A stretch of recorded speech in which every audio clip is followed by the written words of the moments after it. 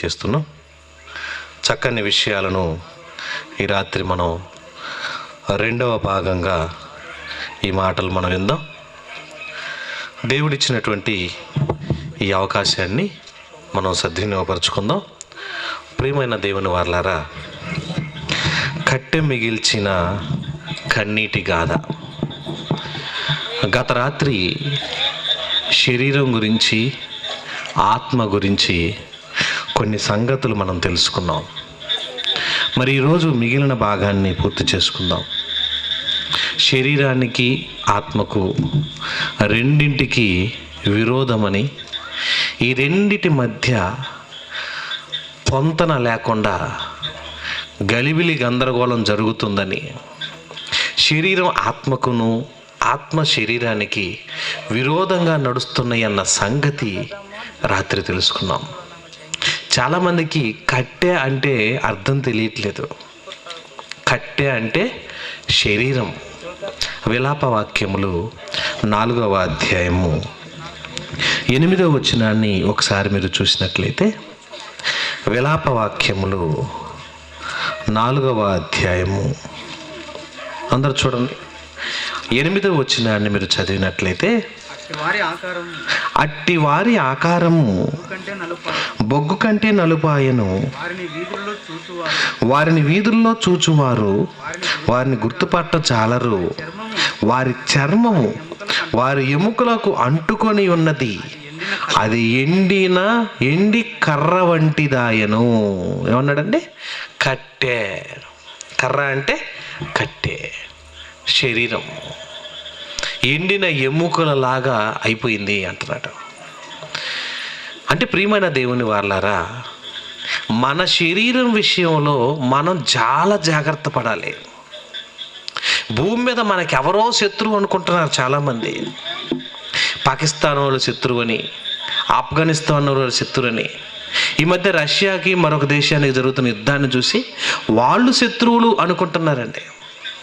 శత్రువు ఎవరు అనంటే, నీ శరీరమే నీ శత్రువు. అదేంటండి? ఈ శరీరం మనకు శత్రువా? మనకు లోబడదా? మనల్ని విన్నవదా? మనల్ని హాయిగా బ్రతకనివ్వదా?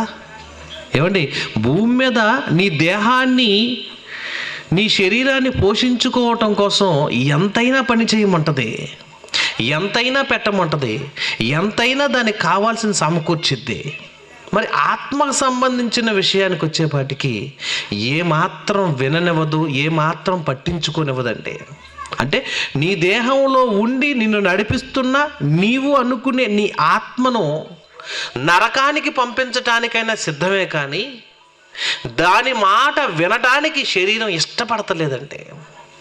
కనుక ప్రియమైన దేవుని వారలారా, ముందు మనం గ్రహించాల్సింది ఏంటంటే, మీ దేహము ఎలా మిమ్మల్ని పతనం చేస్తుంది, ఎందుకు దాని ఆశలు నెరవేర్చుకుంటుంది, దాని ఉద్దేశాలు, దాని భావాలు ఎవరైతే కనిపెడతారో, ఎవరైతే తెలుసుకుంటారో వాళ్ళే దాన్ని అదుపులో చేయి పెట్టగలరండి.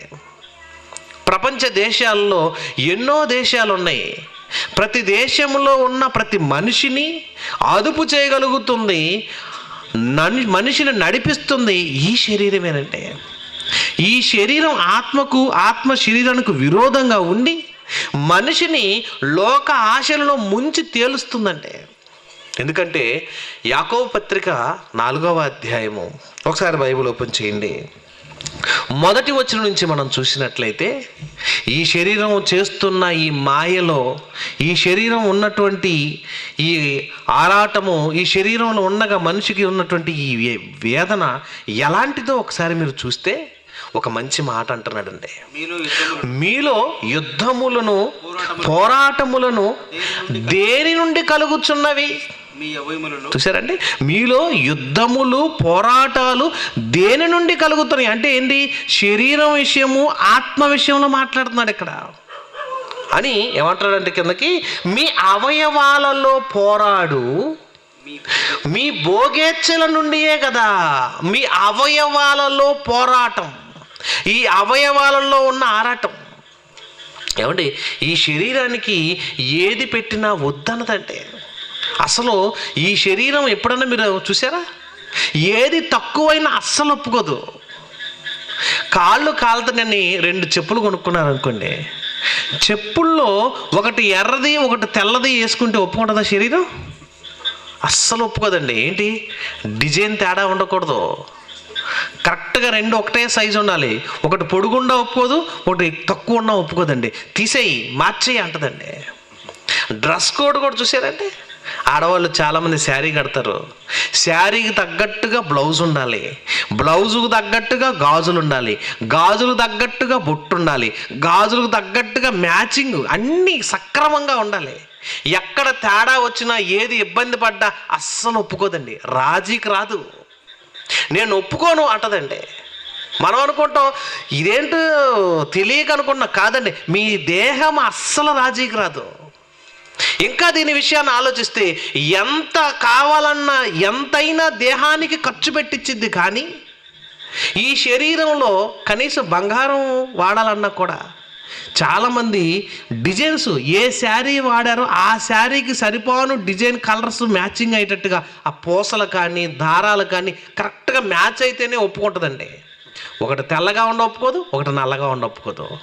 తేడా వస్తే అస్సలు ఒప్పుకోదు. ఇది తీసేయి అన్నదాకా ఒప్పుకోదండి. నీకు తెలియకపోయినా నువ్వు వద్దన్నా అది తీసేయాలంటది.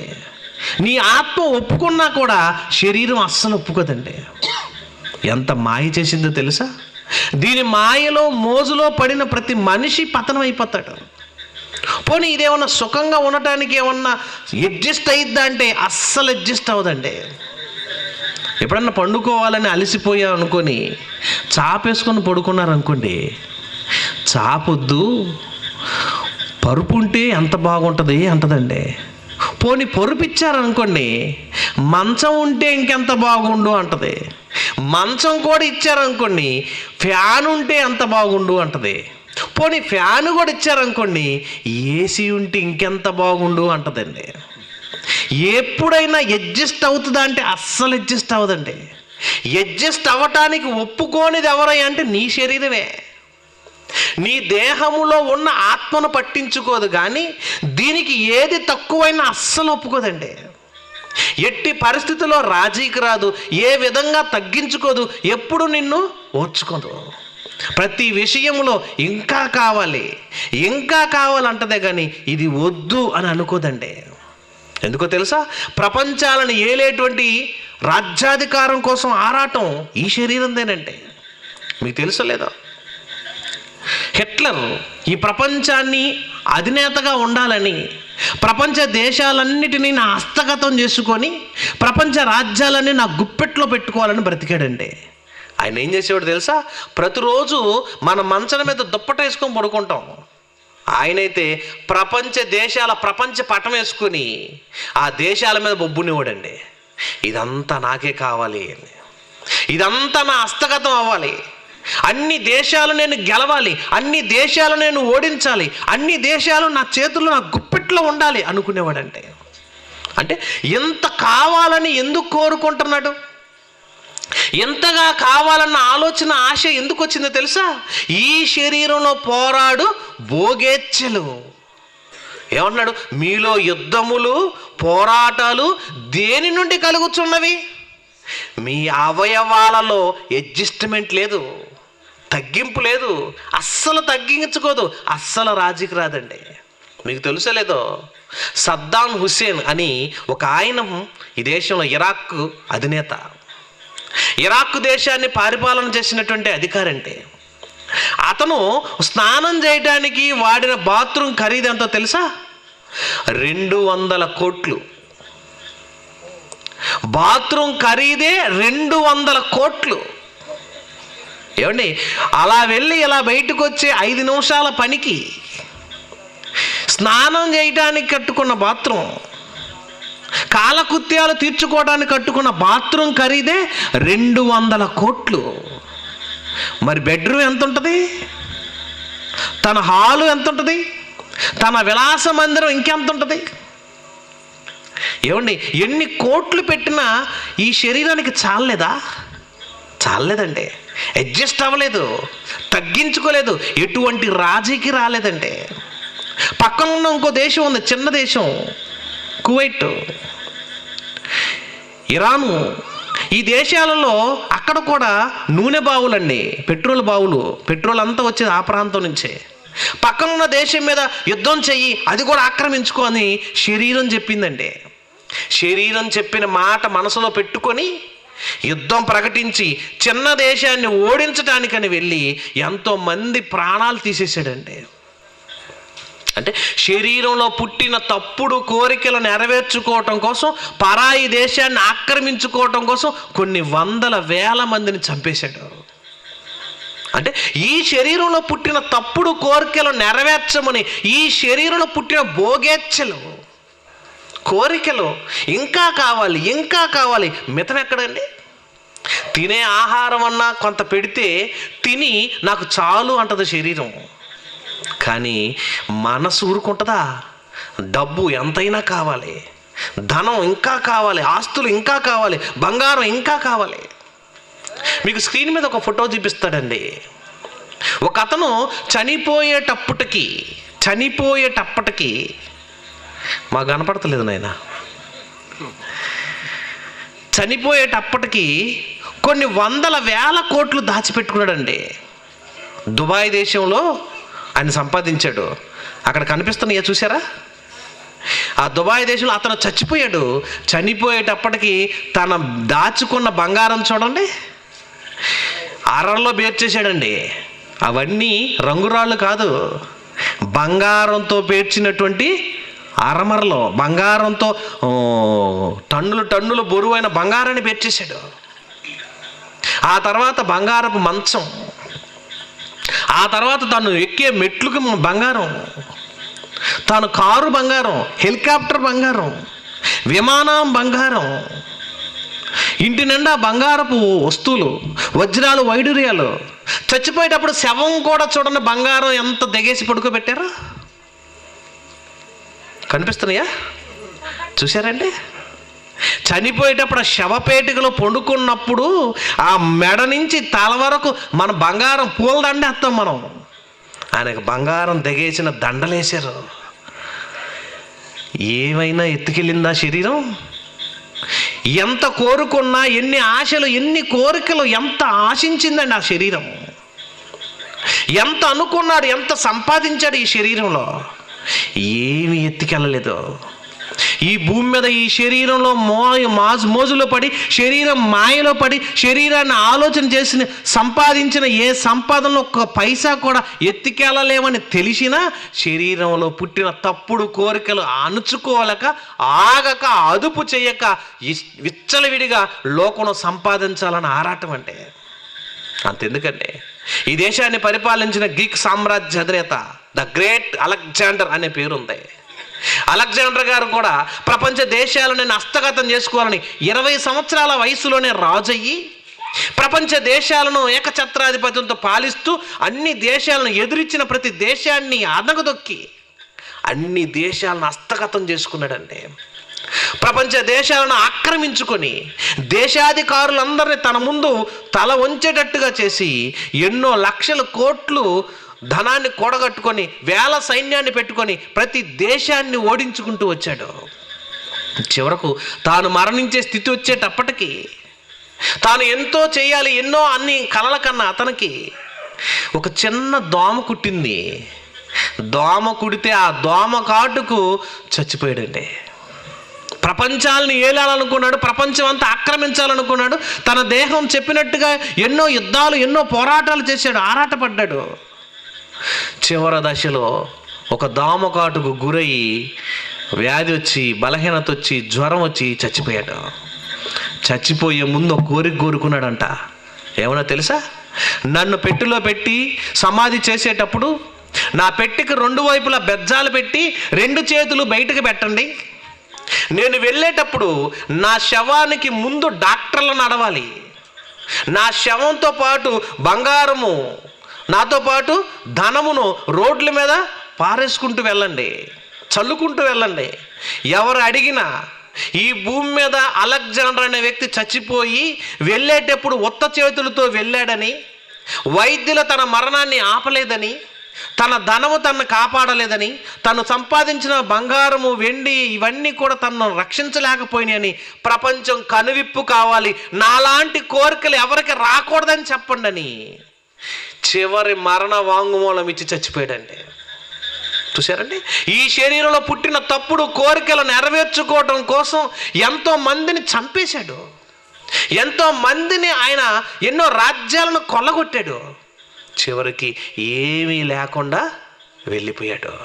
ప్రియమైన దేవుని వల్లరా, ఈ శరీరంలో పుట్టిన తప్పుడు కోరికలు విని నేర్చుకొని ప్రతి మనిషి పతనానికి వెళ్ళిపోతాడని, నాశనానికి వెళ్ళిపోతాడన్న సంగతిని గుర్తు చేస్తున్నాడండి. అందుకే అంటున్నాడు, మీలో యుద్ధములను పోరాటములను దేని నుండి కలుగుతున్నవి? ఆత్మగా కాదండి. ఆత్మ పాపం అలాంటి ఆలోచనలు చెయ్యదు. ఈ శరీరంలో పుట్టిన తప్పుడు కోరికలు, ఈ దేహంలో వచ్చిన అర్ధాంతరపు ఆలోచనలు, ఈ ఆలోచనల వల్ల, తప్పుడు కోరికల వలన ఏం చేసింది తెలుసా? ప్రపంచంలో ఉన్న ప్రతి మనిషి మధ్య విరోధం, అన్నదమ్ముల మధ్య విరోధం, బంధుమిత్రుల మధ్య విరోధం, అత్తాకోడల మధ్య విరోధం, కుటుంబ కలహాల మధ్య విరోధం. బాగున్నంతసేపు బాగుంటారు, ఆస్తులు పంపకానికి వచ్చేపాడికి శరీరం అడ్డం తిరిగిద్దండి. వాడికి ఎందుకు ఎక్కువ, నాకెందుకు తక్కువ, వాడికి ఒక ఎకరం ఎక్కువ వస్తే ఒప్పుకోను, ఒక అడుగు ఎక్కువ ఇచ్చినా ఒప్పుకోను, ఒక అంగుళం ఎక్కువ వచ్చినా ఒప్పుకోను. చూసారా, అస్సలు రాజీకి రాదండి. ఇలా ఉండి మట్టిలోకి వెళ్ళిపోయే ఈ శరీరమే మనుషుల మధ్య విభేదాలు, మనుషుల మధ్య పోరాటాలు, మనుషుల మధ్య ఆరాటాలు పుట్టించి దేహంలో ఉన్న ప్రతి దాన్ని అనుభవించాలని, ఈ దేహంలో ఉండి ప్రతి దాన్ని తిని త్రాగి మర్చిపోకుండా బాగా సుఖపడాలని ఆరాటపడి అర్ధాంతరంగా నిన్ను మోసం చేసేది ఈ శరీరమేనండి. అందుకని అంటున్నాడు కదా, నేను చదువుకున్నాం, అయ్యో నేనంత దౌర్భాగ్యును, ఇట్టి మరణానికి లోనకు నా శరీరం నుండి నన్ను ఎవడు విడిపిస్తాడంటున్నాడు పౌలు. విడిపించే శక్తి, నడిపించే శక్తి ఎవరికుంది? ఎవరు కాపాడతారు అంటే, కాపాడలేని పరిస్థితిలోకి ఈ శరీరం వెళ్ళిపోయిందా? అవునండి, ఈ శరీరం మాయలో ప్రపంచం అంతా వెళ్ళిపోయింది. ఈ శరీరం మోజులో పడిపోయి అనేకులు పాపపు ఇష్టమైపోయారు. ఈ శరీరం ప్రేమ అనేటువంటి దారిలోకి వెళ్ళిపోయి ఎంతో మంది యవనస్తులండి, కని పెంచి పెద్ద చేసిన పిల్లలు పెద్ద అయిన తర్వాత తల్లిదండ్రుల మాట వినక పెళ్ళిళ్ళు చేసుకొని వస్తున్నారు. కాలేజీలకి వెళ్ళి తల్లిదండ్రులు ఒప్పుకుంటే కింద పెళ్ళి, ఒప్పుకోకపోతే వాటర్ ట్యాంకుల మీద, సెల్ టవర్ల మీద పెళ్ళిళ్ళు చేసుకుంటున్నారండి నేడు. ఎందుకో తెలుసా? శరీరంలో పుట్టిన తప్పుడు కోరికలు నెరవేర్చుకోవటం కోసం. కేవలం శరీరంలో పుట్టిన తప్పుడు కోరికలు, అది ప్రేమ అంటారా చెప్పండి? ప్రేమ అనేది ఎక్కడైనా ఆలోచన వస్తే, ఈ ప్రేమ అనేది శరీర కలయికతో ప్రేమ. తప్పుడు కోరికలు నెరవేర్చుకోవాలని, తప్పుడు ఆశయాలు నెరవేర్చుకోవాలని ప్రపంచాన్ని హస్తగతం చేసుకుంటుందండి శరీర కోరికలు. ఇంకో మంచి మాట అంటున్నాడు, చూద్దాం. ఈ భూమి మీద ఒక ఆయన ఉన్నాడు, బాగా డబ్బు సంపాదించాడు, పండించాడు, పొలం విస్తారంగా పండిందండి. విస్తారంగా పండిన తర్వాత ఆ పంటను సమకూర్చుకొని అప్పుడు ప్రశాంతంగా కూర్చొని ఒక మాట అంటున్నాడండి. లోకాసువార్త 12వ అధ్యాయం, అందరి లోకాసువార్త 12వ అధ్యాయము. ఇక్కడ ఒక ధనవంతుడికి భూమి సమృద్ధిగా పండిందంటండి. పంట వచ్చిన తర్వాత, పంట పండిన తర్వాత అతను ఏమంటున్నాడో తెలుసా? చూడండి 16వ వచనం నుంచి. మరియు ఆయన వారితో ఒక ఉపమానము చెప్పెను. ఒక ధనవంతుని భూమి సమృద్ధిగా పండెను. అప్పుడు అతడు, నా పంటను సమకూర్చుకొనుటకు నాకు స్థలము చాలదు గనక నేనేమి చేతునని తనలో తాను ఆలోచించుకొని, నేను ఇలాగు చేతును, నా కొట్లు విప్పి వాటికంటే గొప్ప వాటిని కట్టించి అందులో నా ధాన్యం అంతటిని, నా ఆస్తిని సమకూర్చుకొని అన్ని రెడీ చేసుకొని, కొట్లు, గోడౌన్స్, పెద్ద పెద్ద గోడౌన్స్ కట్టించుకొని దాంట్లో వేరోసులాగా ఎన్నో చక్కగా కోట్లు సంవత్సరాలు సరిపడి పంట అంతా దాచిపెట్టుకొని అప్పుడు ప్రశాంతంగా అంటున్నాడంట, ఏమని? నా ప్రాణమా, నా ప్రాణమా అనేక సంవత్సరాలకు విస్తారమైన ఆస్తి నీకు సమకూర్చబడి ఉంది. ఏమంటున్నాడండి? అనేక సంవత్సరాలకు సరిపడే విస్తారమైన ఆస్తి నీకు సమకూర్చాను. ఎవరికి? ఆత్మకా, శరీరానికా? శరీరానికి, ఈ శరీరానికి, ఈ దేహానికి విస్తారమైన ఆస్తి నీకు సమకూర్చబడి ఉంది కనుక అప్పుడు ఏమంటాడు? సుఖించుము, తినుము, త్రాగుము, సంతోషించుమని చెప్పుదును. బా, చూసారని ఏమంటాడు? తిను, త్రాగు, సుఖించు, ఎంజాయ్. నేటి ప్రపంచ యువతను మీరు చూసినట్లయితే ధనవంతులు పిల్లలందరూ ఎంజాయ్లోనే ఉంటున్నారంటే మీకు తెలుసో లేదో, క్రికెట్లో కొంతకాలం కెప్టెన్గా పనిచేసి మంచిగా రాణించినటువంటి ఒక వ్యక్తి అజారుద్దీన్, అతను కొడుకును ప్రేమించి తన పుట్టినరోజుకి గిఫ్ట్గా ఒక బైక్ కొనుక్కొచ్చాడండి. బైక్ ఖరీదు ఎంత తెలుసా? 14 లక్షలు. బైక్ ఖరీదు 14 లక్షలు. 14 లక్షలు ఖరీదైనటువంటి ఆ బైక్ని కొడుకు పుట్టినరోజుకి గిఫ్ట్గా ఇచ్చాడు. దాని వేగం గంటకు 400 కిలోమీటర్లు. 400 కిలోమీటర్ల వేగంతో వెళ్ళగలిగిన అపురూపమైన విదేశీ బైక్ అండి అది. కొడుకు మీద ప్రేమతో, కొడుకు అడిగాడని, కొడుకు కోరుకున్నాడని, అతను కోరిక నెరవేర్చాలని పుట్టినరోజు నాడు మంచి గిఫ్ట్గా ఇచ్చాడు. అంతేనండి, గిఫ్ట్గా ఇచ్చిన బైక్ తీసుకొని అలా సరదాగా వెళ్ళాడు. ఎందుకు?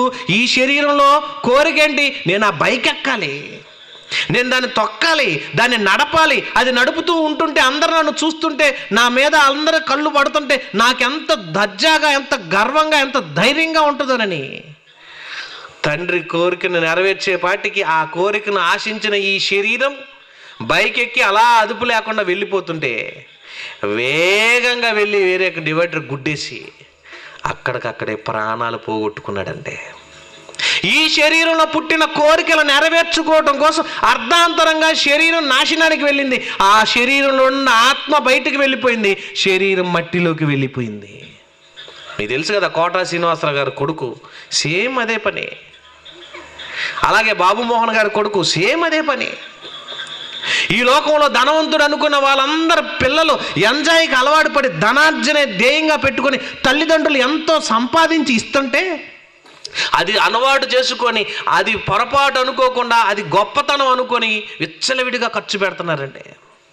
ధనం లెక్కలేదు, సంపాదించినంత ఆస్తి ఉంది, కోట్ల రూపాయల విలువైనటువంటి సంపాదన ఉంది, ఇక వెనకడుగు లేదు. నారాయణ విద్యా సంస్థల అధిపతి నారాయణకు కొడుకున్నాడు, ఒకడే కొడుకు. నా కొడుకు కారు కావాలని కుమారుడు కొరకు ప్రేమించి 2 కోట్ల ఖరీదైన కారు కొనిపెట్టాడండి. ఆ కారులో ఉన్న గొప్పతనం ఏంటో తెలుసా? ఎటు నుంచి గుద్దినా, ఎక్కడ గుద్దినా కారులో అన్ని వైపుల నుంచి బెలూన్స్ ఓపెన్ అయిపోయి, ఎయిర్ బెలూన్స్ ఓపెన్ అయ్యి ప్రాణాపాయం రాదు అని కొనిపెట్టాడు. మరి కుమారుడు అర్ధరాత్రి తెల్లవారుజామున 3:30 గంటలకు సుమారు 180-200 కిలోమీటర్ల వేగంతో వెళ్తుందండి ఆ కారు. వెళ్తూ వెళ్తూ అక్కడ ఉన్నటువంటి బిడ్జి ఉన్నటువంటి పెద్ద దిమ్మెకు ఒక్కసారిగా అమాంతంగా గుద్దుకుంది. ఆ బెలూన్స్ ఓపెన్ అయ్యి వచ్చేంత టైం కూడా లేదండి, అంత వేగంగా వెళ్ళిపోయి గుద్దాడు. గుద్దటంతో పాటు స్పాట్లో డెడ్ అయిపోయాడండి. ఏమంటే అర్ధరాత్రి 3:30 గంటల వరకు ఏం చేస్తున్నాడు? ఈ శరీరంలో ఉన్న తప్పుడు కోరికలు, తప్పుడు ఆశలు, తిందుము, త్రాగుదము, సుఖించుదమని ఆశలు నెరవేర్చుకొని అర్ధాంతరంగా ప్రాణాలు వదిలేసుకున్న పరిస్థితి కోట్ల మంది ఉన్నారండి భూమి మీద. ఇలాంటి వాళ్ళు ఈ దేహం చెప్పినట్టుగా విని, ఈ దేహం చెప్పినట్టుగా చేసి, ఈ దేహంలో తప్పుడు కోరికలు నెరవేర్చుకోవటం కోసం ప్రపంచం అంతా నాశనానికి వెళ్ళిపోతుంది. కేవలం శరీర ఆశలు నెరవేర్చుకుంటూ, కేవలం శరీర కోరికలు నెరవేర్చుకుంటూ అనేక మంది ఆహుతైపోతున్నారు. ప్రియమైన దేవుని, అందుకే అంటున్నాడు, నా ప్రాణమా విస్తారమైన ఆస్తిని నీకు సమకూర్చాను అంటున్నాడు ధనవంతుడు. ఏమన్నాడు తెలుసా?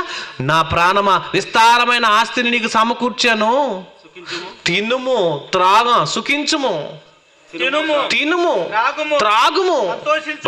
ఎలా ఉన్నాడు? ఎంజాయ్ చెయ్యి, ఎంజాయ్గా అంటండి.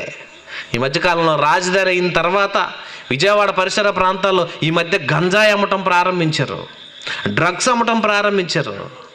అక్కడ ఉన్న యువత సంగతి ఎలా ఉంటుందో తెలుసా అండి? సుఖానికి అలవాటు పడిపోయి, శరీరాన్ని సుఖానికి అలవాటు చేసి వీళ్ళు ఏం చేశారు తెలుసా? ఉన్న ధనం కానీ, ఇంట్లో ఉన్న బంగారం కానీ, ఉంగరాలు కానీ, వాచ్లు కానీ మాయమైపోతున్నాయి. ఎవరో దొంగలు కొట్టేస్తున్నారేమో అనుకుంటున్నారు, కాదండి, యవనస్తులే. వీళ్ళే స్వయంగా కొట్టేస్తూ, వీళ్ళే తీసేస్తూ, వీళ్ళే దాన్ని అలవాటు చేసి శరీరాన్ని సుఖానికి అలవాటు చేశారండి. శిథిలమైపోతా నేను ఒక పాట వేస్తారండి చూద్దరు కానీ మీరు. ఈ సుఖానికి అలవాటు చేసేసుకొని ఈ శరీరంలో పుట్టిన కోరికలు నెరవేర్చుకోవటం కోసం దానికి డ్రగ్స్కి అలవాటు పడిపోయి వాడు ఏం చేస్తాడు తెలుసా, చేతిని ఇలా కొట్టుకుంటాడండి. కొట్టుకొని ఆ చర్మం అలా కొట్టుకోగానే నరం అంతా ఉబ్బిపోగానే ఉబ్బిన నరానికి ఇంజక్షన్ ఎక్కిచ్చేసేసుకుంటున్నాడండి. చేతుల్లో ఒక పౌడర్ వేసేసుకొని ఆ పౌడర్ ముక్కల్లోకి బాగా పీల్చేస్తాడు. అది లోపలికి వెళ్ళే కొందికి శరీరం గాలిలో తేలిపోతున్నట్టుగా ఆనందాన్ని అనుభవిస్తూ ఉంటున్నాడంటే, శరీరాన్ని సుఖానికి అలవాటు చేసి మత్తుకు బానిసలు చేసి ప్రపంచంలో ఉన్న మనుషులందరూ నరకానికి వెళ్ళిపోయే స్థితికి వెళ్ళిపోతున్నారంటే.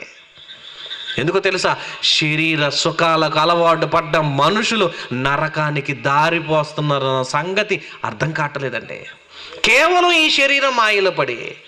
ఏమండి, శరీరం మాయ అవునండి. నువ్వు నుంచోమంటే నుంచోవాలి, నువ్వు కూర్చోమంటే కూర్చోవాలి, నువ్వు నడవమంటే నడవాలి, నువ్వు పని చేయమంటే పని చేయాలి. ఆత్మ ఆధీనంలో శరీరం ఉండాలి.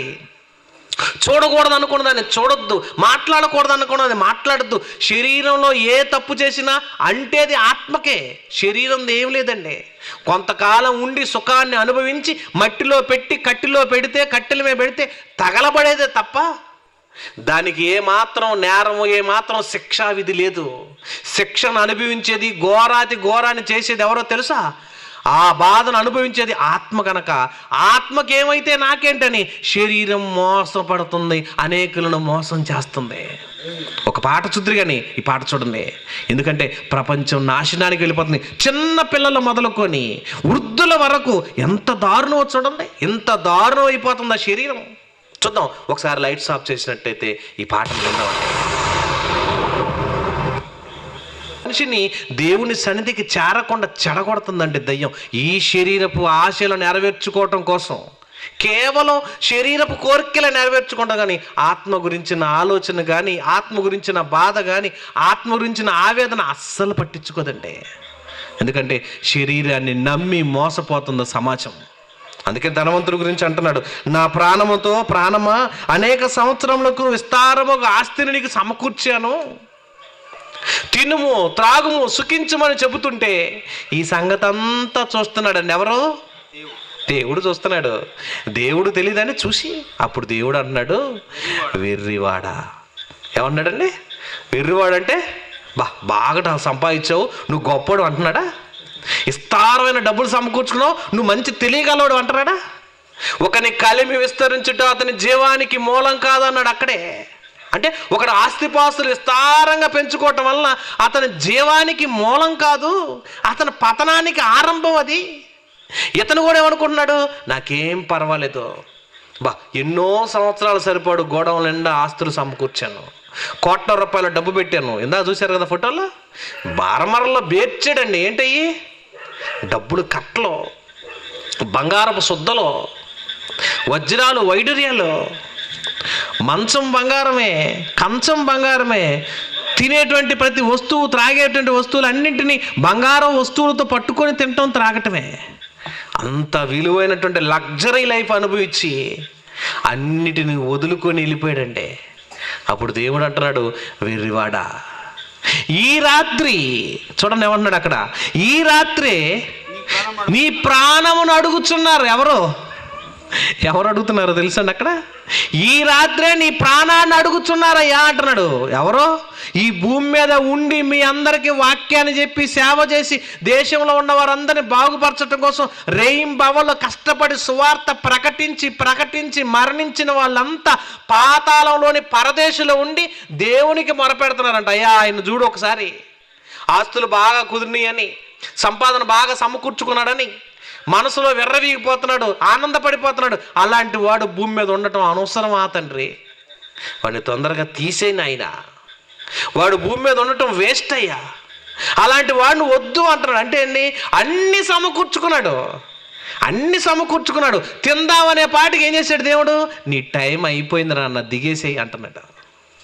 చూశారండి, నీ టైం అయిపోయింది. అవును, విస్తారమైన ఆస్తిని సమకూర్చుకొని కోట్ల రూపాయలను సంపాదించుకొని తినటానికి త్రాగటానికి అన్నీ రెడీ చేసుకున్నాడు. అన్నీ రెడీ చేసుకున్నాక ఏమైంది? ప్రాణాన్ని పోగొట్టుకున్నాడు. అప్పుడు తనకి ఏం ప్రయోజనం? తనకేంటి లాభం అంటాడండి. ఏంటి లాభం? సంపాదించినవన్నీ ఆగిపోయినాయి, కొనుక్కున్న బండ్లన్నీ ఆగిపోయినాయి, తెచ్చుకున్న కార్లు ఆగిపోయినాయి, విస్తారమైన ధనము సంపాదన అంతా వేస్ట్ అయిపోయింది, తన ప్రాణం పోయింది.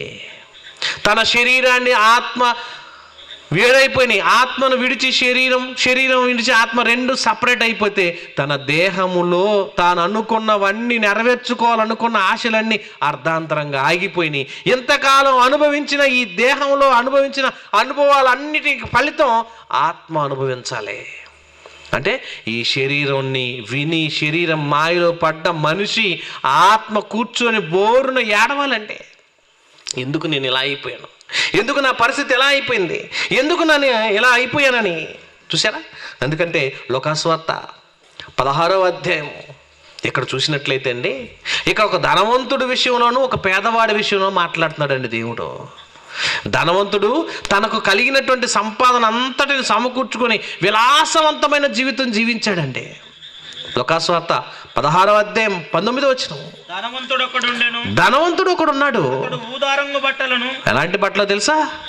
ఓదారంగు బట్టలు అంటే ఆ దినముల్లో కాస్ట్లీ వస్త్రాలండి, ఖరీదైనటువంటి వస్త్రాలు. చూసారండి? పేదవాడు రోడ్డు మీద అమ్మే బట్టలైనా 150 200 షర్ట్ వస్తే చాలని వేసుకుంటాడు. ఇతను ఎలా ఉంటుందో తెలుసండి? అంతా బ్రాండెడ్, దాని మీద బ్రాండ్ ఉంటేనే నేను కొనాలి, బ్రాండెడ్ వస్తువులే వాడుతుంటాడు, విలాసమైన వస్తువులు. ₹1,00,000 జీతం ఉన్నోడికి కుటుంబం జరగట్లేదు. రోడ్డు ఎక్కారండి మన ఈ మధ్య. చూసారా మీరు? ఉద్యోగస్తులు అందరూ రోడ్లెక్కి ధర్నాలు చేశారు. ఒక్కొక్కల జీతం ఎంతయ్యా అని అంటే 1,00,000 ఉంది, 2,00,000 ఉన్నాయి, 2,50,000 ఉంది, 1,50,000 ఉంది. అలాంటి లక్షలు వచ్చే జీతగాళ్ళు మాకు కుటుంబం పోషణ చాలతలేదని రోడ్లెక్కారు. వారికి వచ్చే ఇంక్రిమెంట్లో కొంచెం తగ్గిస్తామని గవర్నమెంట్ మాట అంటే మాకు కుదరదు, మాకు చాలట్లేదు అంటుంది. 2,000 3,000కి జీతం చేసేవాళ్ళు, 5,000 10,000 ఇస్తే వాచ్మెన్ జాబులు చేసేవాళ్ళు కుటుంబాన్ని పోషించుకుంటున్నారండి. 5,000తో సరిపెట్టుకుంటున్న వాళ్ళు ఎక్కడ? 1,00,000 వచ్చినా చాలని వీళ్ళు ఎక్కడ? ఇంకా చాలటం లేదా? చాలవు. ఎందుకు? లగ్జరీ లైఫ్కి అలవాటు పడింది ఈ శరీరం. ఎన్ని తినాలి? వీకెండ్ పార్టీలు తెలుసా మీకు? ఈ మధ్యకాలంలో వీక్ ఎండ్ పార్టీలు అంటే చివరి వారం శనివారం రాత్రులు అర్ధరాత్రి 1 గంట దాకా పార్టీలేనండి, ఫంక్షన్లే. శనివారం సాయంత్రం వస్తే 5 గంటలకల్లా ఆఫీస్ నుంచి బయటకు వచ్చి అర్ధరాత్రి 12 దాకా క్లబ్బుల్లోనూ పబ్బుల్లోనూ తాగటం, తిరగటం, ఎగరటం, గంతులు వేయటం, సరదాలు షికార్లు అనుభవించి ఈ శరీరాన్ని సంతోష పెట్టుకొని ఇంటికి వచ్చి రాత్రి భలేగా ఆనందపడ్డాం రా, శరీరం భలే సంతోషించింది, భలే ఎంజాయ్ చేసామంటుంది సమాజం. ఏంటో తెలుసా? వీకెండ్ పార్టీలను పెట్టుకొని, ఈ మధ్యకాలంలో రేవు పార్టీలను పెట్టుకొని సమాజం అంతా చెడిపోయిందండి. ప్రపంచం అంతా హస్తగతం అయిపోతుంది కేవలం శరీర కోరికలను తీర్చుకోవటం కోసం. ఈ శరీర కోరికల తప్పుడు ఆలోచనలకు వెళ్ళిపోతున్నట్టు విధంగా ఈ ధనవంతుడు కూడా అంటండి, ఓదారంగు వస్త్రమును ధరించుకొని, సన్నపు నార వస్త్రములను చుట్టుకొని ప్రతిదినం చూడండి, ఎవ్రీడే. మనకు అప్పుడు ఉన్న వీకెండ్ పార్టీలు, ఈయనకి అలా కాదు, ఎవ్రీడే ప్రతిరోజు బహుగా సుఖపడుతున్నాడు అంటండి. సుఖం అంటే ఏంటి? సుఖం అనే దానికి అర్థం చెప్పగలరా ప్రపంచంలో ఎవరైనా? ఎంత చెప్పినా చాలదు దానికి. ఇంతటితో సరిపెట్టుకుంటాను అంటదా? అనదు. ఇంతటితో చాలని అంటదా? అనదండి. సుఖం అనే దానికి ఇంతని మితం లేదు, ఎంతైనా కావాలి. ఎంత మితం లేదండి. ప్రపంచంలో సుఖానికి అలవాటు పడ్డ ధనవంతులు ఏమంటాడు తెలుసా? ప్రతిదినము బహుగా సుఖపడుతున్నాడు అంటండి. బహుగా అంటే ఎంత సంపాదించినా చాలదు, ఇంకా అనుభవించాలి, ఇంకా కావాలి, ఇంకా కావాలి. చూడండి, ఇంకా సుఖం కావాలి, ఇంకా అనుభవించాలి. ఈ మధ్యకాలంలో మనం అందరం ఫంక్షన్లకి పార్టీలకి ఇంట్లో తోరణాలు కడతాం, ఇంటింటికి తోరణాలు కడతాం. జనాభా ఎక్కువ వస్తే తోరణాలు కడతారు. ఎందుకు? ఎక్కువ మంది జనాభా వస్తే ఆక్సిజన్ చాలదని ఆకులు కడతారు, అవి కూడా మామిడి ఆకులు కడతారు. మామిడి ఆకులు ఎందుకు కడతామంటే 4 రోజులు 5 రోజుల దాకా ఆకు వడబడదండి. ఆకు అలాగే ఉంటుంది, మనం వదిలే కార్బన్ డైఆక్సైడ్ తీసుకొని ఆక్సిజన్ వదిలిద్ది.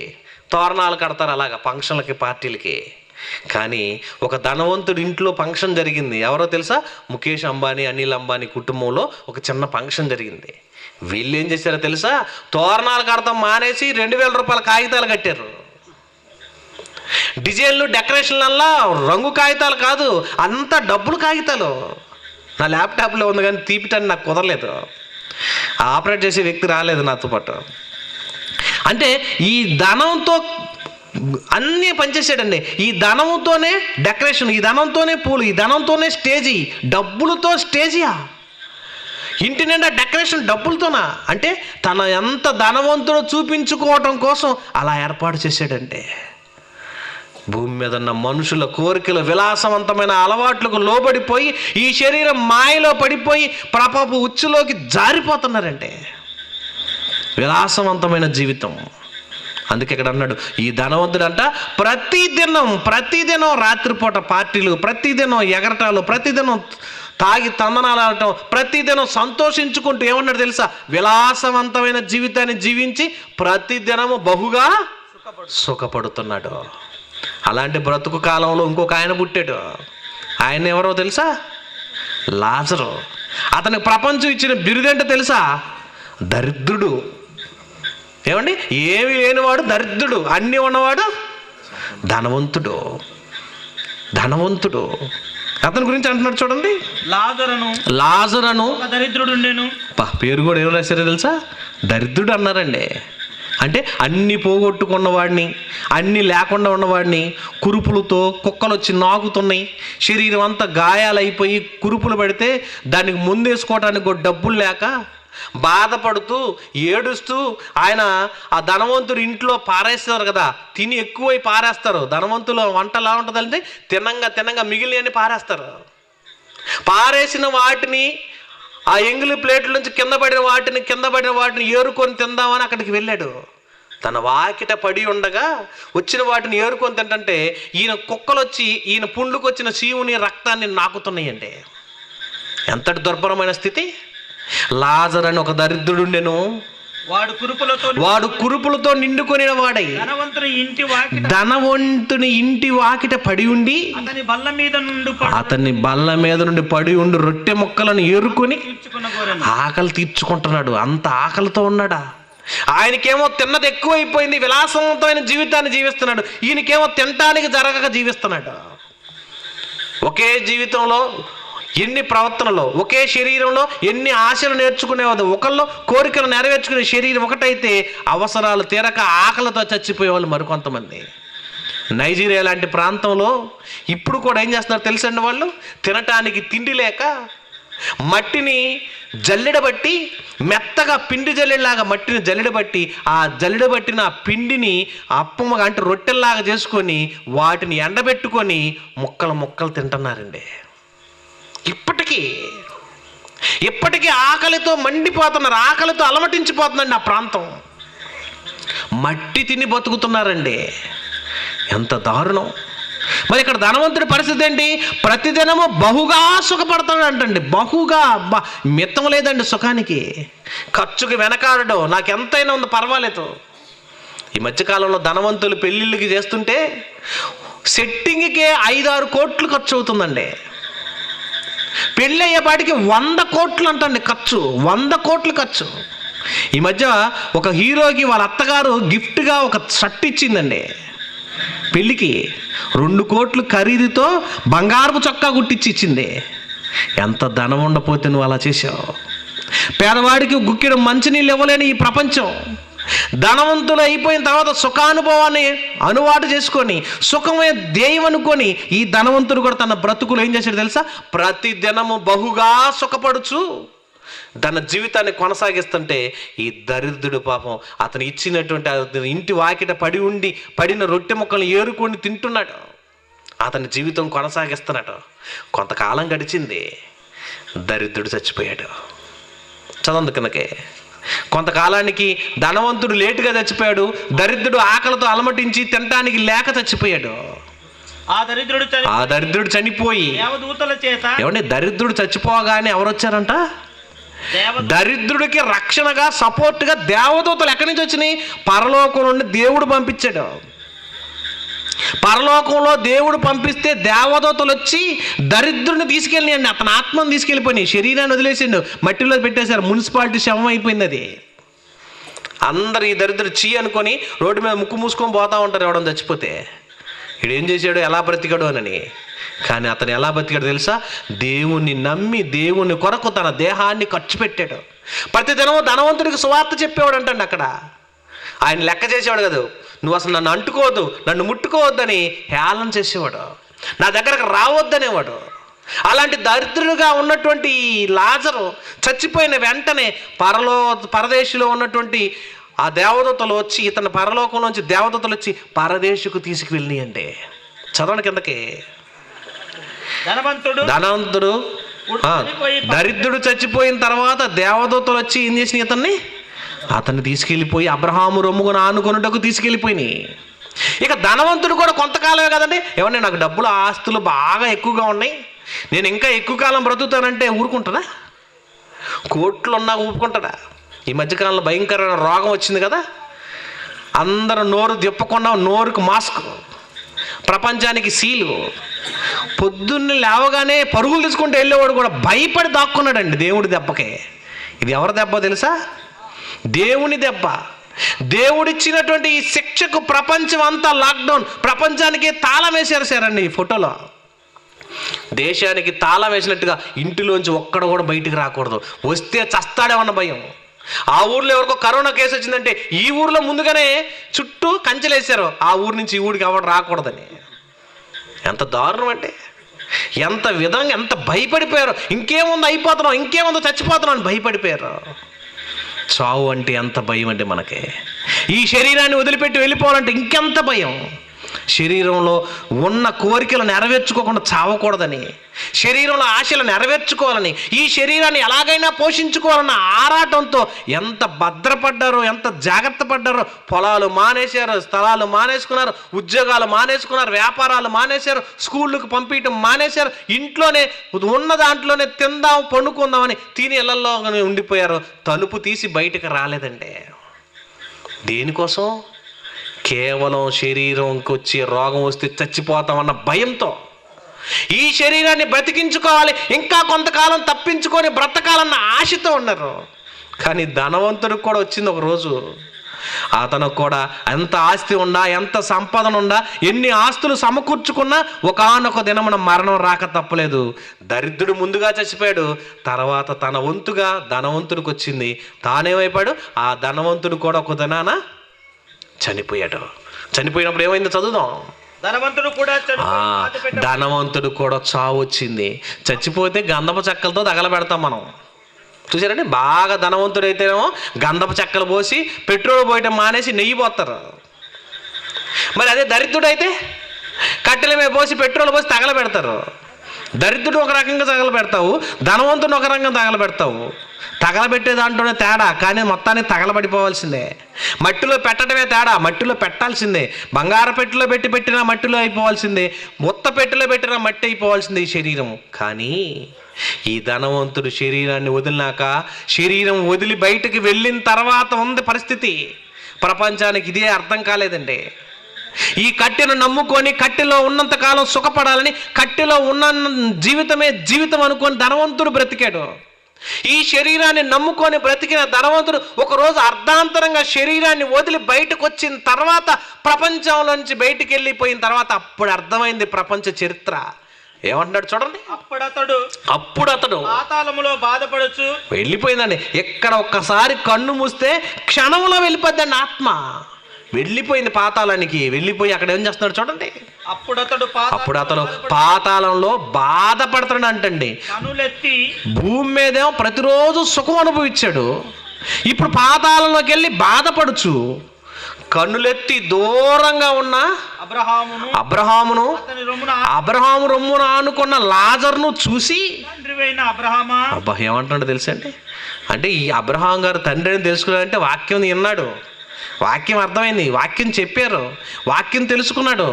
అబ్రహాం గారే అని గుర్తుపట్టి, తండ్రివైన అబ్రహామా నా మీద ఒకసారి కనికరం ఉంచు, నేను నీకు తెలీదా భూమి మీద పెద్ద ధనవంతుణ్ణి, ఆస్తులు సమకూర్చుకున్నాను, ఐశ్వర్యం ఉంది, బంగారం ఉంది, హెలికాప్టర్లు ఉన్నాయి, భూమి మీద నేను బహుగా సుఖపడ్డాను, సంతోషంగా ఉన్నాను, మన లైఫ్ లగ్జరీ లైఫ్, ఇలాంటి గొప్ప జీవితాన్ని జీవించిన నన్ను గుర్తుపట్టలేదా అంటున్నాడండి.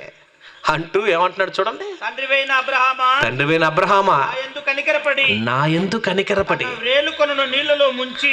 లాజరు ఉన్నాడు కదా నీ దగ్గర, వీడు పేదవాడు, నా ఇంటి ముందు అడుక్కొని తిరిగేవాడు, వాడిని నీ దగ్గర పెట్టుకున్నావేంటి, వాడు నీ దగ్గర ఉన్నాడేంటి, అతని వేలి కొనతో, ఒక చిటికన వేణు కొనతో ఒక నీటి చుక్కన్న నా దగ్గర తీసుకొచ్చి పెడతావా, నా దాహం తీరుస్తావా, నా గొంతు ఎండిపోతుంది తీరుస్తావా అంటున్నాడు. అంటే కిందకి అంటున్నాడు చూడండి, నా నాలుకను చల్లార్చుటకు లాజరును పంపు, నేను ఈ అగ్ని జ్వాలల్లో యాతన, సుఖం ఎక్కడా, యాతన ఎక్కడా. ఒకప్పుడు బహుగా సుఖపడ్డాడు, సంతోషంగా బ్రతికాడు, ఇప్పుడు ఏం చేస్తున్నాడంటే నేను యాతన పడుతున్నాను, బాధపడుతున్నాను అని కేకలు వేస్తున్నాడు అంటండి. తప్పించే వాళ్ళు ఎవరు లేరు, రక్షించే వాళ్ళు ఎవరు లేరు, ప్రాణం పోతే మనతో పాటు వచ్చే వాళ్ళు ఎవరు లేరు. నిన్ను కాపాడి రక్షించే నాదుడు కానీ, కులం కానీ, బంధువులు కానీ, స్నేహితులు కానీ, అన్నదమ్ములు కానీ, నిన్ను రక్షించే నాదుడు ప్రపంచంలో ఇంకెవ్వరు లేరు. ఏడుస్తూ బాధపడుతూ, పాతాళంలో బాధపడుతూ, ఆత్మ అగ్నికి కాలుతూ, ఏడుస్తూ, కేకలు పెడుతూ, అరుస్తుంటే అప్పుడు అబ్రహాం గారు జోక్యం చేసుకుని ఒక మాట అన్నాడు, అయ్యా నువ్వు నా కొడుకువే, నా కుమారుడువే, అయితే ఏమన్నాడు, నీవు నీకిచ్చిన నీ జీవిత కాలంలో 60 ఏళ్ళు 70 ఏళ్ళు నీకు దేవుడిచ్చిన ఆయుష్ కాలం అయితే, ఈ జీవిత కాలములో నువ్వు నీకిష్టమైనట్టు సుఖం అనుభవించావు. ఈ దరిద్రుడైనటువంటి వాడు అనుకున్న లాజరేమో కష్టం అనుభవించాడు, దేవుని కొరకు కష్టం అనుభవించాడు, దేవుని కొరకు ఆస్తులు అవజేసుకున్నాడు, దేవుని కొరకు అన్ని అమ్మేసుకున్నాడు, దేవుని కొరకు దరిద్రుడైపోయాడు. ఇక్కడ సుఖపడుతున్నాడు, అక్కడ కష్టం అనుభవించాడు. ఎన్ని సంవత్సరాలు? 60-70 ఏళ్ళ జీవిత కాలం వద్దనుకొని దాన్ని దేవుని కొరకు ఖర్చు పెట్టాడు, సుఖపడుతున్నాడు. ఇప్పుడు నువ్వేమైపోయావు? ఇక్కడికి వచ్చిన తర్వాత యాతన పడుతున్నావు. ఇక్కడ నీ పరిస్థితి పట్టించుకునే వాళ్ళు లేరు, నిన్ను కాపాడే వాళ్ళు లేరు, నిన్ను అనుకున్న వాళ్ళు, నీ వాళ్ళు అనుకున్న వాళ్ళు ఎవరు వచ్చే వాళ్ళు లేరు, నిన్ను తప్పించేది లేదు. గాంధీ జయంతి వచ్చింది లేని శిక్ష తగ్గించి ఇంటికి పంపించడం లేదు. రిపబ్లిక్ డే రోజున కొంతమంది ఖైదీలను విడుదల చేసినట్టుగా విడుదల లేదు. నీకు శిక్ష ఎంతకాలం తెలుసా? యుగ యుగాలు. ఆత్మకు చావు లేదు. చావని ఆత్మకు ఆరని అగ్నికి తీరని బాధ ఎవరు అనుభవించాలి? ఆత్మ అనుభవించాలి. శరీరం ఏం చేసింది? శరీరం మధ్యలోనే తైతక్కలాడింది, హాయిగా అనుభవించింది, సుఖంగా అనుభవించింది, సుఖాన్ని అంతా అనుభవించి అర్ధాంతరంగా శరీరంలోంచి ఆత్మను బయటకు నెట్టేసింది. శరీరం వెళ్ళిపోయింది, మట్టిలో నుంచి వచ్చిన శరీరం మట్టిలో కలిసిపోయింది, నాకేం అంటలేదు అనుకుంది, ఆత్మకు అంటించిపోయింది. మరి ఇప్పుడు బాధ అనుభవించేది ఎవరు? నీ కట్టెలో ఉన్న ఆత్మ తీరని బాధకు వెళ్ళిపోయిందండి. ఈ కట్టెలో ఉన్న ఈ శరీరం ఆత్మను వదిలిపెడితే నీ వారనుకున్న వారు ఎవరు రారు, నీతో ఉండే వాళ్ళు ఎవరు లేరు. మట్టిలో పెట్టిన శరీరం పాడైపోయి నరకానికి వెళ్ళిపోతున్న ఆత్మను చూసిన ఎవడు రక్షిస్తాడు నీకు చెప్పండి? ప్రియమైన దేవుని వాళ్ళారా, ధనవంతుడి పరిస్థితి అదే పాట ఒకసారి చూద్దురుగానే. ఈ పాటకు సంబంధించిన కట్టెల మీద నీ శరీరం పెడితే మట్టిలోకి వెళ్ళిపోతే అది పాడైపోతుందో, ఎలా మట్టిలోకి వెళ్ళిపోతుందో, మట్టిలోకి వెళ్ళిన తర్వాత ఆత్మ బయటికి వెళ్ళిన తర్వాత ఎంతటి భయంకరంగా ఉంటుందో కొన్ని ఆ పాటలో క్లిప్స్ చూసి మీరు తెలుసుకుందరు. కానీ పాట రెడీ చేయను. కట్టెల మీద పెట్టిన ఈ శరీరం మట్టిలో గంటలో కలిసిపోద్ది, మట్టిలో పెడితే మాయమైపోద్ది. మాయమయ్యే ఈ శరీరం మోజులో పడి దేవుణ్ణి విడిచిపెట్టి నడుస్తావా? లేదా ఈ శరీరం మాట విని నరకానికి వెళ్ళిపోతావా? లేదా నీ ఆత్మను రక్షించుకొని నిత్య జీవానికి లాజర్లాగా చేరతావో? ఈ పాట చూసుకుందామండి ఒకసారి. లైట్స్ ఆఫ్ చేయండి ఆయన. అంతకాలమే ఈ మెరుగులు, వయసులో ఉన్నంత వరకే ఈ అందం, వయసు మళ్ళీపోయే కొందికి, శరీరం కుషించిపోయే కొందికి ఈ శరీరం మట్టిలోకి వెళ్ళిద్ది. నీలో ఉన్న ఆత్మకు చావు లేదండి. కనుక ఈ శరీరం మాయలో పడి ఎంతోమంది నరకానికి వెళ్ళారు. దాని నుంచి నువ్వు తప్పించి రక్షించబడాలంటే నిన్ను రక్షించటం కోసం, నీ పాపాలన్నీ కడగటం కోసం ప్రభువైన యేసుక్రీస్తు వచ్చాడండి. ఆయన వచ్చి నీ కోసం నేను చచ్చిపోతాను, నీ కోసం నా ప్రాణాన్ని పెడతాను, నిన్ను కడిగి పవిత్రపరిచి పరిశుద్ధపరిచి నిత్య జీవానికి తీసుకువెళ్తాను, నన్ను నమ్మి బాప్తిసం పొందావా నిత్య జీవానికి వస్తావు. చూశారంటే పాపమును కడిగి వేయటానికి ప్రపంచంలో ఏకైక మందు క్రీస్తు రక్తం. భూమి మీద ఎన్నో వ్యాధులు ఉన్నాయి, ఎన్నో రోగాలు ఉన్నాయి, వాటన్నిటికీ మెడిసిన్ ఉన్నా లేకపోయినా పాపం అనే రోగంతో మందరం నరకానికి వెళ్ళాలని, ఆ స్థితికి రాకుండా ఉండాలంటే నిన్ను తప్పించి రక్షించాలని క్రీస్తు నీ కొరకు ప్రాణం పెట్టాడు. ఎంతకాలం ఇంకా ఇప్పటికి కూడా మీలో చాలామంది ఈ శరీర కోరికలు, ఈ శరీర ఆశలు, ఈ శరీరంలో ఉన్నటువంటి తప్పుడు కోరికలు ఇంకా నెరవేర్చుకోవాలి, ఇంకా సుఖపడాలి, ఇంకా అనుభవించాలని ఆశపడితే ధనవంతుల్లాగా నిత్య నరకం మనకు తప్పదండి. లేదు, అవసరం లేదు. నా ప్రభువైన యేసుక్రీస్తుని నమ్మి రక్షించబడతానని నువ్వు అనుకున్నావా, తీర్పులోనికి తప్పించబడి రక్షించబడి క్రీస్తు యొక్క రాజ్యంలో వారసుడిగా నువ్వు ఉంటావండి. ఒక మంచి మాట చూద్దాం. మార్కు సువార్త 9వ అధ్యాయము 43వ వచనం చూసినట్లయితే ఇక్కడ ఒక మంచి మాట అంటున్నాడండి. ప్రియమైన దేవుని వారలారా, నీ చెయ్యి నిన్ను అభ్యంతరపరిచిందా? చెయ్యి అంటే ఏంటంటే పాపము చేయటానికి ఈ చెయ్యి శరీరం అంటుంటుంది. జేబులు దొంగతనం చేయి, జేబు కొట్టేసేయి, లేకపోతే దీన్ని తీసేయి. చూసారంటే శరీరంలో తప్పుడు కోరికలు, తప్పుడు ఆశలు, తప్పుడు అలవాట్లు చేతులతో కానీ, కళ్ళతో కానీ, కాళ్ళతో కానీ, మనసుతో కానీ నువ్వు చేయదలుచుకుంటే దాన్ని కంట్రోల్ చేయి అంటున్నాడంటే. చదవండి. నీ పాదము, మార్కు సువార్త 9వ అధ్యాయం 43వ వచనం. నీ చెయ్యి నిన్ను అభ్యంతరపరచిన ఎడల దాన్ని నరికివేయము. నువ్వు 2 చేతులు కడిగి నరకంలోని ఆరని అగ్నిలోకి పోవుట కంటే అంగహీనుడివై జీవములో ప్రవేశించుట మేలు. నీ పాదము నిన్ను అభ్యంతరపరిచిన ఎడల దాన్ని నరికివేయము. 2 పాదములు కలిగి నరకంలో పడవేయుట కంటే కుంటివాడవై నిత్య జీవంలో ప్రవేశించుట మేలు. నీ కన్ను నిన్ను అభ్యంతరపరచినడలా దాన్ని తీసి పారేవేయము. 2 కన్నులు కలిగి నరకంలో పడవేయుట కంటే ఒంటి కన్ను గలవాడవై దేవుని రాజ్యంలో ప్రవేశించుట మేలు. నరకమున వారి పురుగు చావదు, అగ్ని ఆరదు. కనుక ప్రతి వాడు జ్ఞాపకం ఉంచుకోవాల్సిన మాట అంటే ఇది.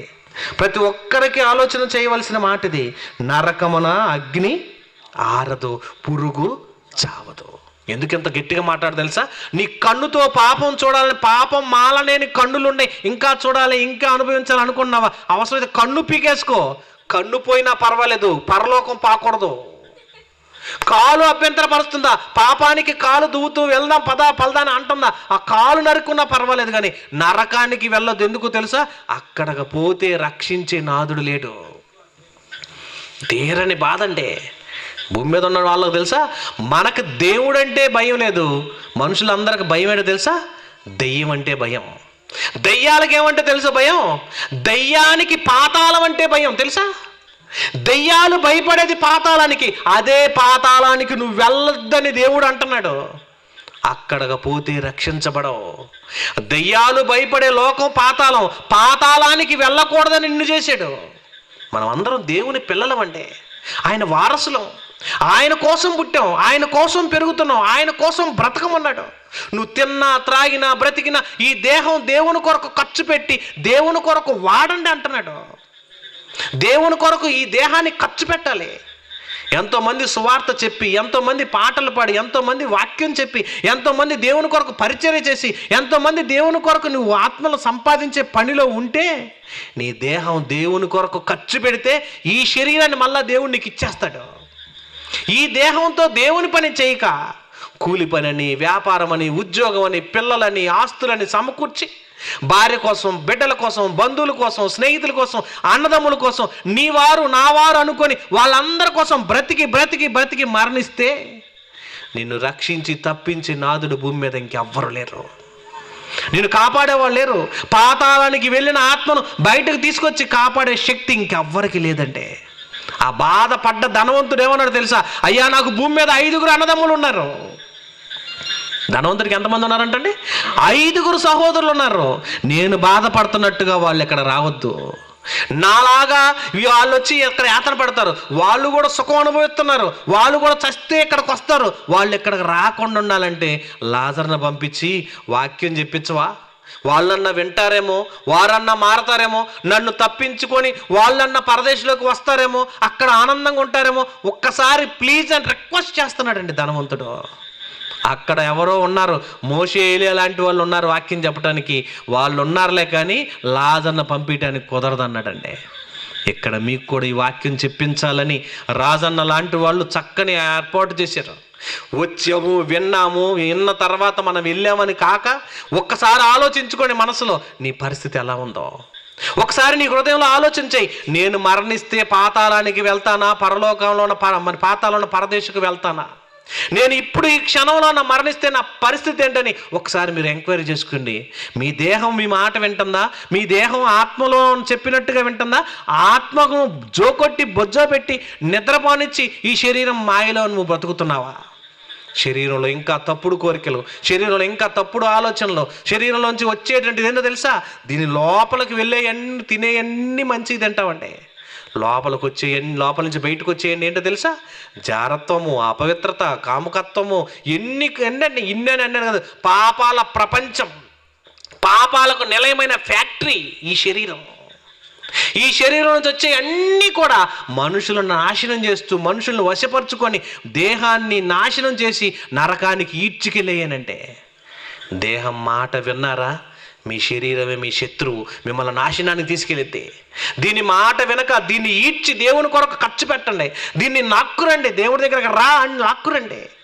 దాన్ని లోపరుచుకున్నారా నిత్య జీవానికి వెళ్తారు, లేదా నిత్య నరకం తప్పదంటే. కనుక ఒక మాట చివరిగా ఒక మాట చూడండి. మార్కు సువార్త 8వ అధ్యాయం 35వ వచనంలో ఒక మంచి మాట అంటున్నాడు. మార్కు సువార్త 8వ అధ్యాయం 35వ వచనం చూడండి. తన ప్రాణమును రక్షించుకొనగోరువాడు దాన్ని పోగొట్టుకొనును. చూసారు ఏమన్నాడు? నా ప్రాణాన్ని కాపాడుకోవాలని దాన్ని ఇంకా సుఖపెట్టాలని, ఇంకా తినాలి, ఇంకా త్రాగాలి, ఇంకా అనుభవించాలని. ఎంతకాలం తింటామండి ఆ ఇడ్లీలు సాంబార్లో? ఇంకెంతకాలం తింటావు గిద్దల బియ్యం, మరలా రాత్రికి ఒక గిద్ద బియ్యం? ఇదే కదా నువ్వు బతికేది. నువ్వు బతికినంతకాలం ఇడ్లీ తింటాం, సాంబార్ తింటాం, అట్లు తింటాం, పూరీలు తింటాం. ఇందుకోసమేనా నీ బ్రతుకు? అందుకోసమే ఇంకా బ్రతకాలంటావు. మహా అయితే పలావ్ తింటావు, లేదా బిర్యానీ తింటావు. దీనికోసం కాదండి నువ్వు బ్రతుకుతుంది. ఈ శరీరంలో, ఈ భూమి మీద ఉన్న ఈ కొద్ది కోరికలు నెరవేర్చుకోవడానికి కాదు నువ్వు బ్రతుకుతుంది. ఏమంటున్నాడు తెలుసా? నా నిమిత్తం, సువార్త నిమిత్తం తన ప్రాణాన్ని పోగొట్టుకునేవాడికి దాన్ని కాపాడుకునే స్థితి ఇస్తాను. నీ ప్రాణం కాపాడబడాలంటే, నీ దేహం నీకు ఆనందంగా ఉండాలంటే, నిత్య జీవం నీకు రావాలంటే, ఈ దేహంలో ఉండంగా దేవుని నమ్మండి. ఆయన కొరకు ఈ శరీరాన్ని ఇవ్వండి, ఆయన కొరకు ఈ శరీరాన్ని ఖర్చు పెట్టండి. నీ దేహంలో వచ్చిన ధనాన్ని ఖర్చు పెట్టినంత దేవుడికి వాడండి అంటున్నాడండి. అలా ఎవరైతే వాడతారో, ఎవరైతే ఖర్చు పెడతారో, ఎవరైతే దేహాన్ని దేవునికి అర్పణ చేస్తారో, యుగాలు శాశ్వత కాలం ఉండే జీవితం నీకు ఉందండి. మంచి లైఫ్. ఆ లైఫ్ కావాలని, ఆ లైఫ్ కోరుకోవాలనుకునే వాళ్ళు మీలో ఉంటే ఇక్కడి నుంచైనా జాగ్రత్త పడండి. ఇప్పుడే ఒకసారి ఆలోచన చేయండి, మీ గుండెల మీద చేయి వేసుకుని ఒకసారి ఆలోచించుకోండి. నిజంగా నేను దేవుని కోసం ఉన్నానా లేదా మీకే తెలిసిద్దండి. మీ జీవితం సుఖవంతంగా ఉండాలంటే, నిత్య జీవాన్ని పొందాలంటే లైఫ్ను ఉపయోగపెట్టుకోండి. ఆధార్ కార్డు ఉన్న వాళ్ళందరికీ ₹1,00,000 ఇస్తా ఉన్నారు అనుకోండి, వదిలేస్తారు మీ ఆధార్ కార్డు? ఆధార్ కార్డు తీసుకొని పరుగులు తెస్తారు, ఇదిగో నా ఆధార్ కార్డు, ఇదిగో నా ఆధార్ కార్డు అని. దేవుని నమ్మిన వాడి కల్లా పరలోకం ఉంది అంటున్నాడు దేవుడు. ఉచితం, ఖర్చు లేదు, ఎటువంటి లంచాలు లేవు, ఎటువంటి మోసం లేదు, ఎటువంటి దగా లేదు. నిత్య జీవం, పరలోకానికి వెళ్ళేటువంటి రాజ్యము నీకు ఉచితంగా దేవుడు ఇస్తానంటున్నా కూడా ఇంకా నువ్వు నమ్మట్లా. ఎందుకో తెలుసా? శరీరం మాయలో ఉన్నావు. ఇంకా నువ్వు అంగీకరించట్లేదంటే, ఇంకా పాపానికి ఇష్టంగా ఉన్నావంటే, ఇంకా వ్యభిచారం చేయాలని, ఇంకా దొంగతనం చేయాలని, ఇంకా దోచుకోవాలని, ఇంకా ఇప్పుడు కాదని అంటుందంటే నీ శరీరం నిన్ను మోసం చేస్తుంది. జాగ్రత్త. శరీరం మాట విన్నావా? బాప్తిసం వద్దంటది, దేవుడి మాటలు వద్దంటది, ప్రార్థన వద్దంటది, దేవుని కొరకు వద్దంటది, దేవుని పని వద్దంటది. దాని మాట విన్నావా? ఎప్పుడో ఒకప్పుడు నేను నరకానికి తీసుకెళ్ళిద్ది. అది మాత్రం పెట్టెలో పెడితే మట్టిలోకి వెళ్ళిపోద్ది, నీ ఆత్మ పాతాళానికి వెళ్ళిద్ది. అక్కడికి పోయావా నిన్ను రక్షించేవాడు ఎవడుండడు. కనుక ఆలోచించుకోండి. ఈ రాత్రి ఒక మంచి నిర్ణయం తీసుకోండి. దేవా, ఇక నుంచైనా నా శరీరాన్ని మాట నేను వినక నీ కోసం నేను బ్రతుకుతానయ్యా. నాకు ఇచ్చిన జీవితం ఇప్పటికే అయిపోయింది. ఇప్పటికే మీరు కొన్ని సంవత్సరాలు గతించిపోయినాయి. ఇప్పటికే మీ ఆయుష్కాలం ముగిసిపోయింది. ఇప్పటికే మీ ఆయుష్ చివరి దశకు వచ్చేసింది. ఎప్పుడు ఏ క్షణాన గుండె ఆగిపోద్దో, ఎప్పుడు ఏ క్షణాన మన జీవితం ముగిసిపోద్దో, అర్ధాంతరంగా ఎప్పుడు ఈ శరీరం మనం వదిలేసిద్దో తెలియని దశలో ఉన్నాం. గమనించండి, మీకు ఇచ్చిన ఈ జీవితకాలం మరణదినం రాకముందే గమనించారా? నిత్య జీవానికి వెళ్తావు. ఈ ఛాన్స్ను పోగొట్టుకున్నావా? నిత్య నరకం తప్పదు. కనుక ప్రియమైన దేవుని వారలారా, మంచి ఆలోచన కలిగి మంచి నిర్ణయం తీసుకొని ఈ రాత్రి మీరు ఇంటికి వెళ్ళండి. రాబో దినంలో దేవుని కోసం నమ్మకంగా బ్రతకడానికి ప్రయత్నం చేయండి. లేదా నిత్య నరకం తప్పదు. ఈ కట్టె చివరికి నిన్ను తీసుకెళ్ళి కన్నీరునే మిగిల్చిద్ది. ఈ కట్టె మిగిల్చిన కన్నీటి గాథలో బలైపోతావో, నిత్య జీవానికి వెళ్ళి దేవుని రాజ్యంలో సంతోషించడానికి పూనుకుంటావో నీ చేతిలోనే పెట్టాడు దేవుడు. కళ్ళు మూసుకోండి, ప్రార్థన చేసుకుందాం. మహోన్నతుడైన మా గొప్ప దేవా తండ్రి, ఇంకా ఈ శరీరంలో ఉండమేమో, దీని ఆశలను నెరవేర్చాలని, దీని కోరికలు నెరవేర్చాలని, దీనికి ఉన్నటువంటిది ఇంకా కావాలని మాయలో ఉన్నామో గమనించి దీని మాయలోంచి బయటకు తీసుకురండి తండ్రి. మీ ఆత్మగా ఉన్న మేము మీకోసం నమ్మకంగా బ్రతికే భాగ్యాన్ని ఇవ్వమని, రాబో తరాలకు ఒక మార్గదర్శకులుగా ఉండి నిత్య జీవానికి వారసత్వాన్ని పొందే శక్తిని, ధైర్యాన్ని మాకు అనుగ్రహించమని, వెత్తబడిన మాటలు అపవాది ఎత్తుకొని పోకుండా ప్రతి ఒక్కరి హృదయంలో ఫలించి అభివృద్ధి పొందలాగా నా సహాయం చేయమని, మా కట్టెలను ఈడ్చి నీ సేవలో పనిచర్యలో వాడబడే విధంగా తయారు చేయమని, కూడి వచ్చిన ప్రతి బిడ్డను జ్ఞాపకం చేసుకుని అయినా వారిని జ్ఞాపకం చేసుకుని వారి కుటుంబాలను ఆస్వాదించి నీ సేవలో నిలబెట్టండి. ఇంతటి మహత్తరమైన కార్యక్రమాన్ని ఏర్పాటు చేసిన రాజుగారిని, వారి కుటుంబాన్ని, వారి సంఘాన్ని మీరు దీవించండి. నీ సేవలో బలపరచండి. వారికి తోడుగా వారిని నడిపిస్తున్న డేవిడ్ అన్నను జ్ఞాపకం చేసుకోండి, ఇంకను బలపరచండి. వారికి అండగా ఉండి నడిపిస్తున్న సుధాకర్ అన్నను జ్ఞాపకం చేసుకోండి, ఇంకను కూడా బలపరచండి తండ్రి. ఈ ప్రాంత ప్రజలలో మాకు సహకారుగా ఉంటూ మాతో పాటు నీ సేవలో నీ పరిచయలో గొప్పగా వాడబడుతున్న మా ప్రియతముడు డానియల్ని బట్టి ప్రార్థిస్తున్నాం. నీ కుమారుని జ్ఞాపకం చేసుకుని అయినా యవన జీవిత కాలంలో నీ కుమారుని బలంగా వాడుకోండి. మాకంటే ముందుగా నీ కుమారుడు ద్వారాగా మంచి మాటలు ఈ ప్రాంతానికి వినిపించారు.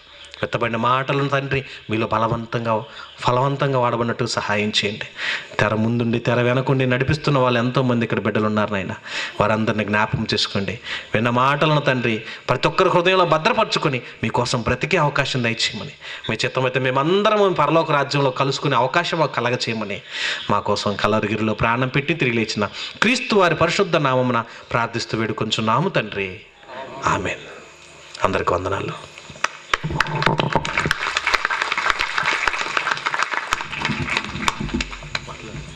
వర్తమానాన్ని అందించినటువంటి మరి దైవ సేవకులకు మనందరి తరపున ప్రభువైన యేసుక్రీస్తు నామములో వందనాలు తెలియజేస్తున్నాను. అలాగే ఈ యొక్క 2 దినాల సభ కొరకు మనం ఇలాగా క్షేమంగా కూర్చొని వాక్యం వినడానికి మంచి లైటింగ్ సిస్టాన్ని అమర్చినటువంటి సహోదరులు ఉన్నారు. అలాగే శేషన్న, ప్రశాంత్, వారికి కూడా ప్రత్యేకంగా ప్రభునామంలో వందనాలు. మరి మన కొరకు సౌండ్ సిస్టాన్ని అమర్చాడు మన సహోదరుడు రమేష్ గారు, వారికి కూడా ప్రభునామంలో వందనాలు తెలియజేస్తున్నాను. మరి పిల్లరా, ఇలాంటి అద్భుతమైనటువంటి మంచి నిజాలు, వాస్తవాలు, మరి సత్యం అనేది సమాధిలోకి వెళితే దాన్ని సమాజంలోనికి తీసుకొని వచ్చినటువంటి దైవజనులు గొప్పగా మనం చెప్పుకోవచ్చు. జయశాలి శ్రీ పిడి సుందరరావు గారు ప్రతి ఆదివారము నందికొట్కూరులో కాలేజీలో మరి లైవ్ ద్వారా వాక్యాన్ని ప్రకటిస్తారు. అలాగే స్థానికంగా పారమంచాల్లో కూడా, మరి ఇక్కడ రీసెర్చ్ సెంటర్లో కూడా అనేక వాక్యాలు తెలియజేస్తారు. ఇలాంటి విషయాలన్నీ మీరు వినండి.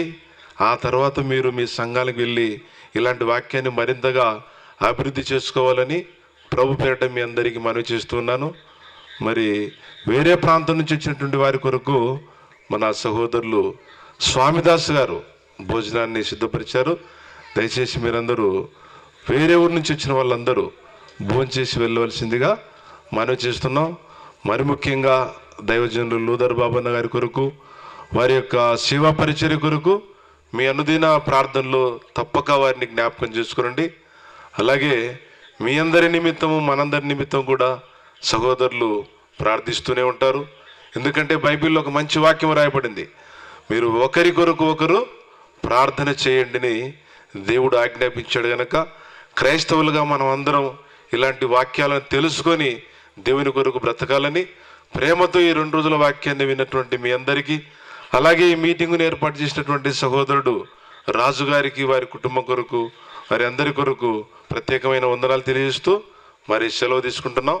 అందరికీ వందనాలు.